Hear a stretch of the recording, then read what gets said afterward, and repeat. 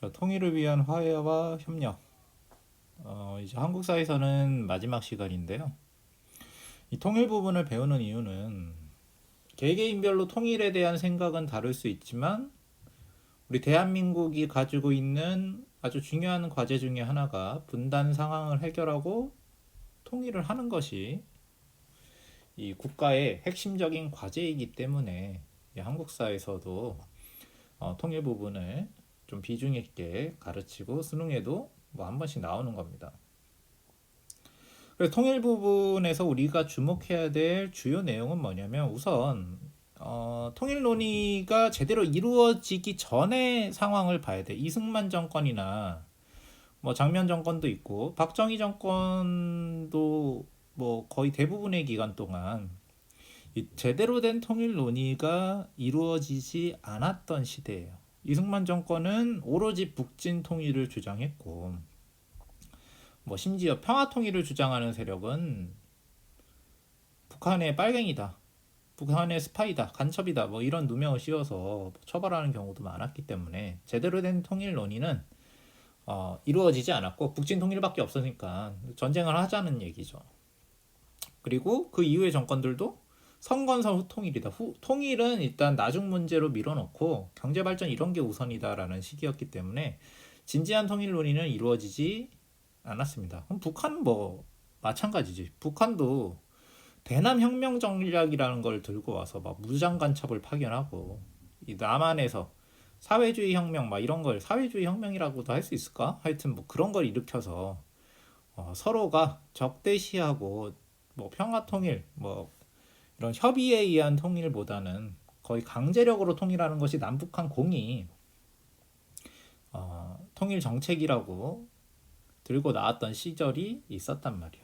특히 뭐 우리나라만 해도 6.25 전쟁 직후에 한미 상호방위 조약이라는 걸 맺어서 우리나라에 미군이 주둔하고 미군이 전쟁 시 자동 개입을 하고 우리나라가 냉전의 최전선에 있는 국가가 되어버렸기 때문에 더더욱 이런 평화적인 통일 논의는 어려웠던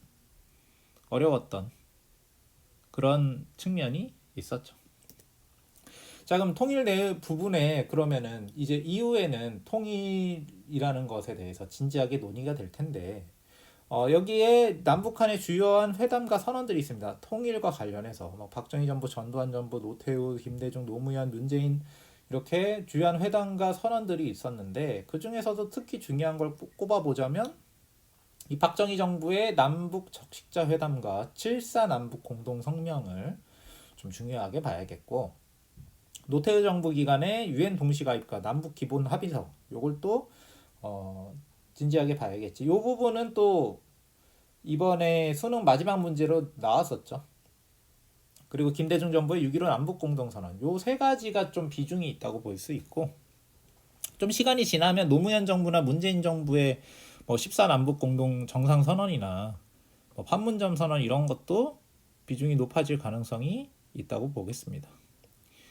자, 그럼 우선 7.4 남북 공동성명부터 보자면 이 7.4 남북 공동성명의 배경은 뭐냐? 분명히 박정희 정부는 선건설 후 통일을 주장했었고 또 북한과의 관계도 좋지도 않았는데 어떤 배경으로서 북한과 협의를 해서 공동성명까지 나오게 됐냐는 거지. 우선 외국의 상황이 해외 상황이 변화된 게 있어. 닉슨 독트린이라고 해서 우리나라의 대외 정책은 미국의 정책과 밀접한 연관이 있는데 당시 미국 대통령이었던 닉슨이 닉슨 독트린이라는 것을 선언하고 또 그리고 1970년대 이제 미국과 중국이 관계가 개선이 되고 이 주요한 사회주의 국가인 중국과 이 자본주의 국가의 대표적인 국가인 미국이 서로 정상회담을 하고 수교도 맺으면서 국제관계가 많이 변했단 말이야. 냉전관계가 완화가 된 거지. 거기에 박정희 정부는 삼성개헌 이후에 민심을 달랠 돌파구가 필요했었고 북한 정권 입장에서는 기존 정책이 실패했단 말이야. 60년대 한참 무장공비를 막 보내가지고 우리나라를 대남 공작을 펼쳤는데 그게 싹 다 실패를 해버리니까 기존 방식으로는 안 되겠다. 그리고 북한 입장에서도 이 냉전 체제가 완화되는 것에 대응이 필요했겠지. 그래서 남북한의 7.4 남북 공동 성명이 이루어지게 됩니다. 우선 1971년에 남북 적십자 회담이 개최가 되었고, 다음해인 72년에 7월 4일이겠지. 7.4 남북 공동 성명이 발표가 되는데, 이 7.4 남북 공동 성명의 통일 원칙은 이후에도 계속 우리나라와 북한이 합의를 할 때마다 재확인하는 통일 원칙이에요. 그 통일 원칙은 세 가지가 있지. 자주, 다른 나라에 의존하지 말자, 평화, 민족 대단결. 이 세 가지의 통일 원칙을 합의를 한 것이지. 그래서 이 7.4 남북 공동성명은 이후에 남북한의 정권이 통일 협의를 할 때 대원칙으로 작용하는 원칙이 정해졌다, 이렇게 얘기할 수 있어. 그리고 상호 중상 비방, 무력 도발을 중지하자, 이것도 7.4 남북 공동성명의 합의 내용이지. 물론 북한은 이걸 잘 안 지키죠. 자, 그러고 이제 90년대로 넘어가면은 남북 기본 합의서라는 게 이제 합의가 되는데, 이것은 이제 노태우 정권 때지. 자, 87년 이후의 상황을 볼 필요가 있어. 자, 87년 이후에는 통일운동이 매우 활발해졌고, 그래서 일부 종교인과 대학생이 북한에 방문하는 경우도 생겨. 임수경 방북 사건이 대표적인 사건인데, 옆에 사진에 나와 있는 여학생이 당시 북한의 세계 대학생 축제 뭐 이런 게 열렸는데, 거기에 남한 대표로 참가했던, 대한민국 대표를 자처해서, 우리나라 정부에서 공식적으로 보낸 게 아니고 그냥 자기가 미립북을 해서 들어간 임수경입니다. 그래서 우리나라 국내에선 통일 이 운동이 활발해졌고, 일단 전두환 정권은 끝났기 때문에 예전처럼 막 무조건적으로 막 뭐랄까 그 억압을 하기에는, 물론 억압했지만 조금 한계가 있었단 말이에요. 그리고 당시 우리나라는 때마침 북방 정책을 추진해서 사회주의 국가들과 수교를 하는 등 우리나라의 외교적인 관계가 확대되는 시기였단 말이에요. 그리고 사회주의 국가들하고도 수교를 하잖아. 그러니까 당시에는 사회주의 국가들이 무너지고 있었던 시절이기 때문에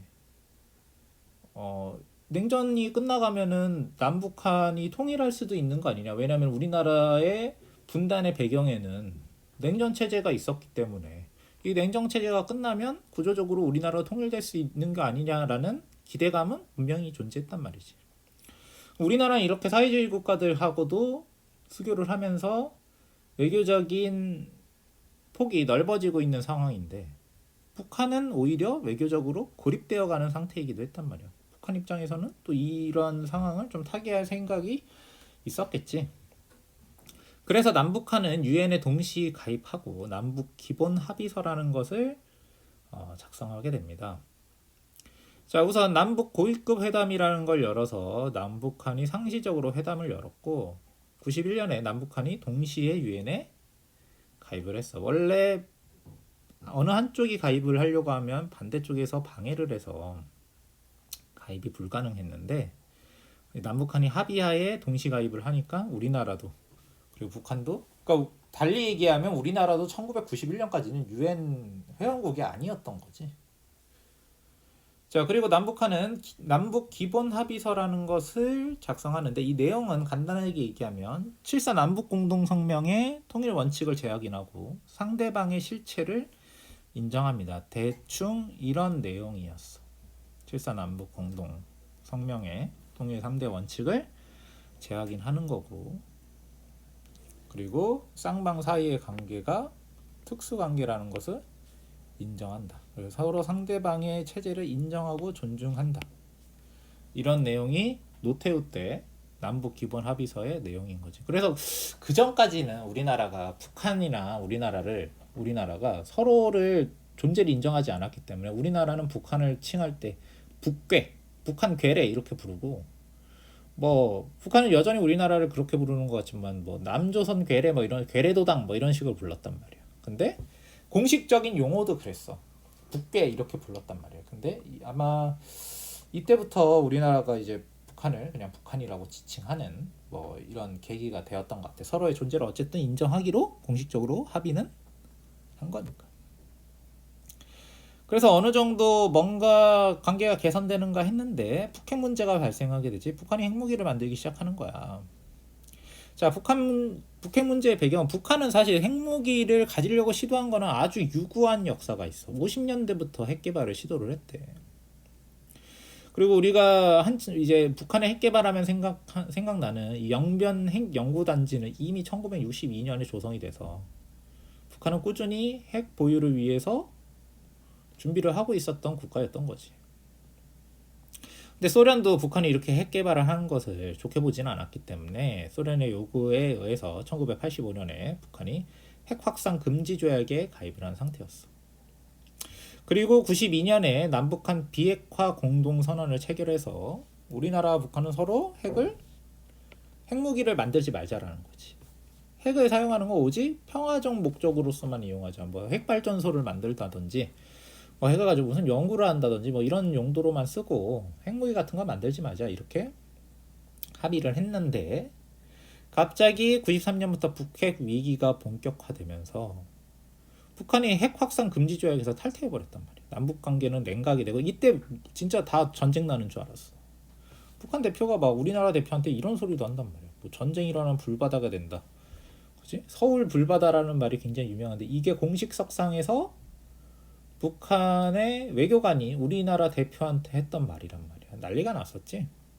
근데 북한이 봐도 이 말이 좀 심했나 봐. 그래 이 사람 잘려가지고 나중에는 어디 뭐 탄광 끌려가고 이 정도는 아니었지만 한직으로 떠도는 사람이 됐는데, 그 북한마저도 무리한 소리다라고 생각할 정도로 엄청난 강경 발언을 쏟아냈던 거지. 근데 북한 체제의 특성상 이 사람이 이런 얘기를 한 것은 당시 북한의 분위기가 굉장히 강경한 분위기였다는 것을 뜻하기도 해. 그래서 남북 관계는 굉장히 악화가 된 상태였고, 우리가 북한과의 문제하면 생각나는 이 핵개발 문제가 표면화된 것은 이 90년대 초중반에 북한 핵개발 위기에서 완전 도드라진 문제였던 거지. 자, 그 이후에 이제 김대중 노무현 정부를 거치면서 대북 화해 정책이 또 추진이 되는데, 자, 분위기가 조성되고 있었어. 김대중 정부가 집권을 하고 난 다음에 대북 화해 정책을 추진하는데, 우선 정주영이 이 현대그룹 회장이지, 이 사람이 소떼방북이라는 걸 해. 이게 뭐냐면, 정주영이 원래 이 현대그룹 회장이 북한 실향민 출신인데, 자기가 고향에서 나갈 때 소판 돈을 훔쳐서 나갔다는 거야. 그걸 다시 고향에 되돌려주겠다 라는 취지로 소를 한 500마리인가를 북한에다가 보냈다는 거지. 그리고 남북 화해 정책의 상징인 금강산 관광이 98년부터 시작이 되었다. 그래서 한 10년간 금강산 관광이 지속이 됩니다. 많은 사람들이 북한 땅을 밟고 말로만 들었던 금강산을 가게 됐지. 선생님도 한번 간 적이 있어요, 아주 어릴 때. 그래서 이제 여세를 몰아서 대북 화해 정책을 추진해서 2000년에 최초로 남북 정상회담을 열어서 이 남한과 북한의 정상회담을 처음으로 열고, 그 전에 7사 남북 공동선언 이런 거는 남북한의 정상이 만나서 합의한 건 아니야. 대표단을 보내서 합의를 한 거지. 뭐 김일성, 그때는 대통령이 박정희였으니까 김일성, 박정희가 모여서 7사 남북 공동선언을 한 게 아니란 말이지. 서로 그냥 대표를 보내서 합의를 한 거지. 정상 간의 회담으로 결정된 사항이 아닌데, 남북 기본 합의서도 마찬가지고. 이 6.15 남북 공동선언 같은 경우에는 왜 역사적 의미가 있다고 얘기하냐면, 북한의 최고 권력자인 김정일과 우리나라 대통령인 김대중이 얼굴 보고 만나서 합의를 한 상황이기 때문에 역사적인 의미가 있다라고 얘기하는 거지. 그래서 뭐 통일 방식에 대한 합의, 뭐 남한의 연합제와 북한의 낮은 단계 연방제의 공통점을 인정했다, 뭐 이렇게 얘기를 하죠. 그래서 주요 내용은 대략 이렇습니다. 6.15 남북 공동선언의 내용은 2000년 6월이지. 자, 그리고 노무현 정부는 김대중 정부의 대북 정책을 이어받았는데, 그래서 노무현 정부만의 대북 정책의 특징을 찾자면 아무래도 이게 이 얘기를 할 수 있겠어. 개성공업지구를 조성합니다. 그래서 개성공단이라는 걸 만들어서 휴전선에 인접해 있는 북한 땅인 개성에 대규모 공단을 만들어서 남북 교류 협력의 상징으로 삼기로 했었지. 한 10년 정도 굴러갔는데 지금은 폐쇄된 상태입니다. 언제 폐쇄됐냐면 박근혜 정부 때 폐쇄가 돼요. 그리고 남북 간의 교류를 계속 이제 늘려나가자라는 게 노무현 정부의 대북 정책이었기 때문에 육로 연결 사업을 많이 벌였어. 그래서 철도 연결 사업을 벌이고 이게 개성공단으로 가는 뭐 철도도 만들고 뭐 그랬던 것 같아. 그리고 금강산 육로 관광, 개성 관광. 이전에 금강산 관광이 김대중 정부 때 시작됐지만 그때는 여객선을 타고 바다를 통해서만 갈 수 있었는데 이때는 남북한을 도로를 연결해서 관광버스 타고 그냥 북한 땅으로 들어가서 금강산 관광을 했던 거지. 내가 아까 전에 금강산 가봤다고 했는데 나도 고속버스 타고 갔었단 말이야. 그리고 노무현 정부도 북한에 가서 또 정상회담을 한 번 더 벌여서 14 남북 공동 선언, 남북 정상 선언 뭐 이런 것들을 또 하게 됩니다. 노무현과 김정일도 만났던 거지. 그래서 남북 정상 선언의 내용은 대략 이러합니다. 6.15 공동선언을 고수하고 적극 추진해 나갔다. 그치? 나중에 뭐 백두산 관광까지 얘기를 했는데 실현되지는 않았었지. 근데 또 시간이 지나고 또 이명박 박근혜 정부 시기에는 또 남북관계 위기가 또 닥치게 되는데 우선 북한이 핵실험과 탄도탄 실험을 아주 대규모로 강행을 한단 말이야. 이명박 정부는 도대체 이명박 정부의 통일정책이 뭐냐라고 했을 때 후보 시절에 비핵 개방 3천이라는 정책을 내놔. 북한이 핵을 포기하고 개방하면 1인당 소득을 3,000달러까지 올려주겠다는 게 비핵 개방 3천의 핵심이야. 하지만 남북 관계는 점점 악화되고 있는데 자 여러 가지 일들이 벌어지지. 우선 금강산 관광객이 북한군의 총을 맞고 피살되는 사건이 2008년에 일어났어. 그래서 금강산 관광이 취소됐어.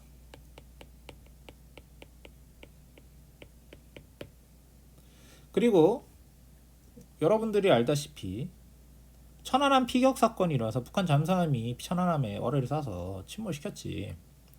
그래서 2010년에 천안함 피격 사건이 일어나고 같은 해에 연평도 포격 도발 사건이 일어나면서 남북한은 엄청난 대립관계로 가게 되지.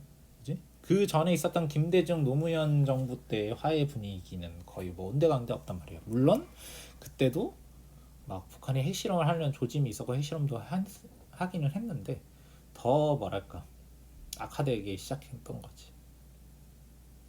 그래서 남북 교류는 대부분 중지가 된데 유일하게 남아 있었던 게 개성공단입니다.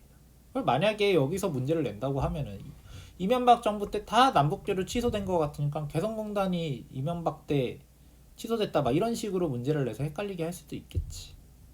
여러분들은 당시에 좀 어렸을 때니까 이때 상황을 잘 모르니까 이때 뉴스를 보고 했던 사람이면 이런 문제 안 헷갈리겠지만 이걸 또 역사로 배우는 입장에서는 헷갈릴 수 있단 말이야.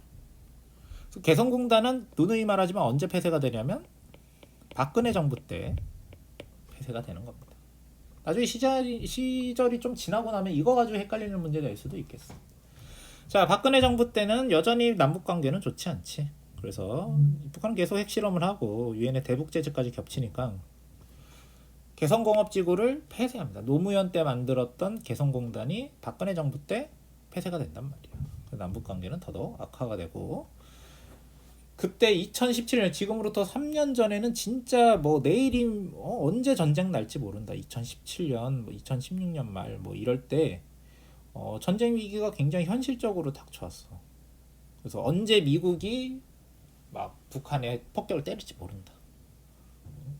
그래서 막 뉴스가 당시 뉴스만 틀면 남북 관계는 이미 파탄이 났고 진짜 전쟁 날 수도 있다. 그래서 막 당시 대통령 선거를 할 때도 일부 후보들은 거의 자포자기한 선생님이 보기에는 거의 그렇게 느낄 정도로 어차피 전쟁 난다 뭐 이런 식으로 나오는 경우도 있었단 말이지. 나는 그걸 보고 이거는 지도자로서 조금 자격이 없지 않나 뭐 이런 생각을 했는데, 어쨌든 당시의 남북 관계라는 게 굉장히 뭐랄까 악화가 된 상황이었던 거지. 그러다가 이제 문재인 정부가 들어서서 뭐 다시 좀 분위기가 좀 바뀌긴 했죠. 그래서 뭐 평창 동계올림픽에 북한 선수단 파견이 되고, 뭐 판문점 선언, 그리고 남북 정상이 엄청 자주 만났지. 판문점에서 2번 만나고 문재인 대통령이 뭐 평양까지 가고, 그치? 뭐 이런 판문점 선언까지 하고 뭔가 잘 될 것 같은데, 지금은 현재 또 뭔가 지지부진해지고 처음에 기대했던 대로 잘 안 되는 그런 또 안타까운 길로 가고 있지. 근데 남북 관계라는 게 계속 이런 식으로 반복이 돼. 뭔가 될 것 같다가 파토가 났다가, 반복될 것 같다가 파토가 났다가. 근데 그 파토가 계속 나면서 남북 관계가 개선될 수 있는 기회가 점점 없어지는 게 아닌가라는 걱정이 되긴 하는데, 뭐 그거는 뭐 수업 내용과는 조금 다른 내용이니까 요 정도까지 얘기를 하도록 하고, 시험을 대비해서 알아둬야 되는 건 아까 초반 부분에 얘기했던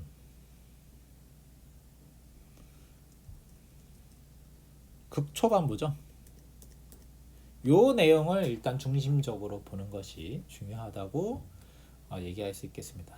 7.4 남북 공동성명, 남북 기본 합의서, 6.15 남북 공동성명, 요 세 가지가 일단 통일 문제에서 아주 중요한 요소들일 거고, 요 빨간 줄 천원 부분을 먼저 중심적으로 보고 나머지 부분을 채워나가는 식으로 공부를 하면 될 것 같아요.